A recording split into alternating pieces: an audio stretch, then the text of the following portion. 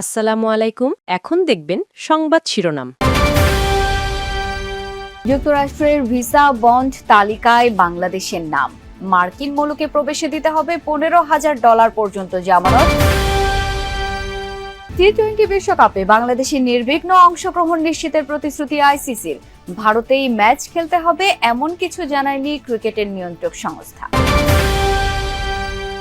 জকসু নির্বাচনে 14 কেন্দ্রের ফল প্রকাশ। ভিপি পদে শিবির ও ছাত্রদল প্যানেলের হাড্ডাহাড্ডি লড়াই। পূর্ণাঙ্গ ফল পেতে লাগবে আরো কয়েক ঘন্টা। দেশ জুড়ে শীতের দাপট, কনকনে হাওয়া ও ভারী কুয়াশায় বিপর্যস্ত জনজীবন। মৌসুমের সর্বনিম্ন তাপমাত্রা নওগাঁয় 6.7 ডিগ্রি সেলসিয়াস। এতক্ষণ দেখছিলেন সংবাদ শিরোনাম, এখন দেখবেন বিস্তারিত। এবার যুক্তরাষ্ট্রের ভিসা বন্ড তালিকায় উঠে এলো বাংলাদেশের নাম। এখন থেকে মার্কিন মুলুকে প্রবেশ করতে হলে জামানত হিসেবে গুনতে হবে প্রায় $18,500,000 পর্যন্ত। B1 কিংবা B2 ভিসার ক্ষেত্রে এই নতুন পরিবর্তন এনেছে ডোনাল্ড ট্রাম্প প্রশাসন। মঙ্গলবার দেশটির পররাষ্ট্র দপ্তরের ওয়েবসাইটে জানানো হয়, নতুনভাবে বাংলাদেশ সহ আরও 25টি দেশের নাগরিকদের জন্য প্রযোজ্য হবে এই নীতি, যা কার্যকর হবে আগামী 21 জানুয়ারি থেকে। উন্নত জীবনের আশায় বিশ্বের বিভিন্ন প্রান্তের অভিবাসন প্রার্থীদের সবচেয়ে কাঙ্ক্ষিত গন্তব্য যুক্তরাষ্ট্র। তবে স্বপ্নের দেশে যাওয়ার আকাঙ্ক্ষা পূরণের পথ যেন দিন দিন আরও কঠিন করে তুলছে ট্রাম্প প্রশাসন। দ্বিতীয় মেয়াদে যুক্তরাষ্ট্রের প্রেসিডেন্ট হওয়ার পর থেকেই অভিবাসন ইস্যুতে একের পর এক কঠোর নীতি গ্রহণ করছেন ডোনাল্ড ট্রাম্প। দেশের অভ্যন্তরে অবৈধ অভিবাসী বিরোধী অভিযান তো চলছেই, পাশাপাশি দক্ষিণ এশিয়া, আফ্রিকা আর লাতিন আমেরিকার বিভিন্ন দেশের নাগরিকদের জন্য ভিসা নিয়ে কড়াকড়ি আরও বাড়ানো হয়েছে।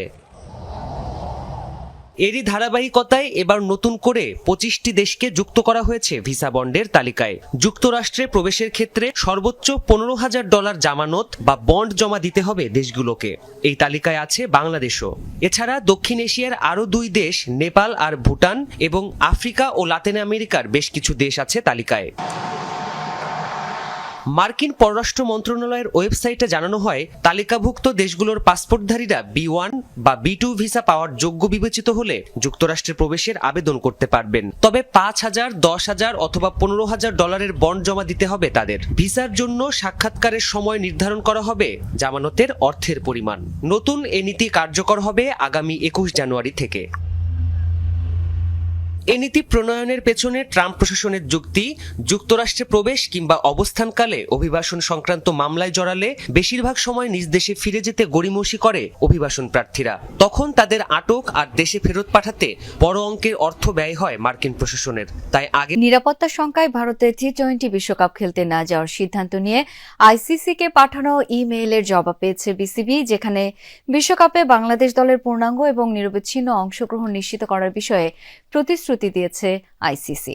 আনুষ্ঠানিক সংবাদ বিজ্ঞপ্তিতে বিষয়টি নিশ্চিত করেছে বিসিবি, যেখানে বলা হয়েছে, বিসিবির উত্থাপিত উদ্বেগগুলো সমাধানের লক্ষ্যে আইসিসি নিবিড়ভাবে কাজ করার ইচ্ছা প্রকাশ করেছে।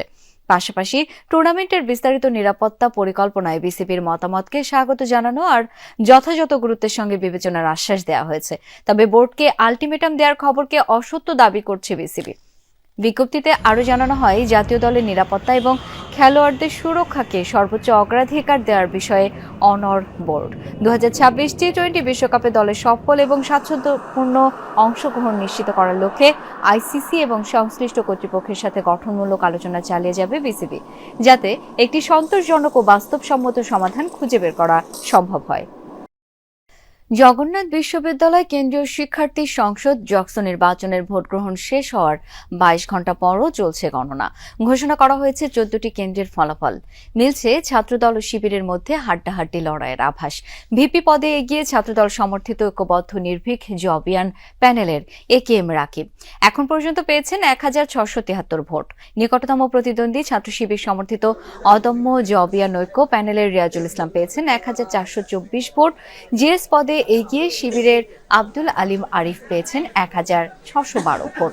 নিকটতম প্রতিদ্বন্দ্বী ছাত্রদলের খাদিজাতুল কুবরা পেয়েছেন 793 ভোট। এজিএস পদে এগিয়ে শিবিরের মাসুদ রানা পেয়েছেন 1,466 ভোট। নিকটতম ছাত্রদলের আতিকুল ইসলাম তানজিল পেয়েছেন 1,297 ভোট। প্রায় 22 ঘন্টা পেরিয়ে গেছে ভোট গ্রহণ শেষ হওয়ার। গতকাল বিকেল 3:30টায় ভোট গ্রহণ শেষ হয়েছে।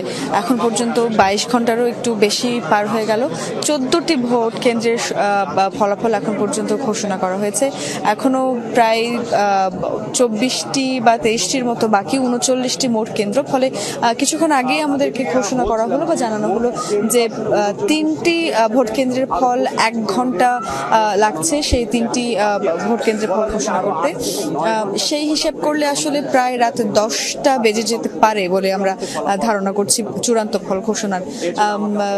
মেশিনের মাধ্যমে এবং ম্যানুয়ালি দুইভাবে আসলে ভোট গণনা চলছে। এখন কিছুক্ষণ পরপর একটি একটি করে ভোট কেন্দ্রের ফলাফল ঘোষণা করা হচ্ছে।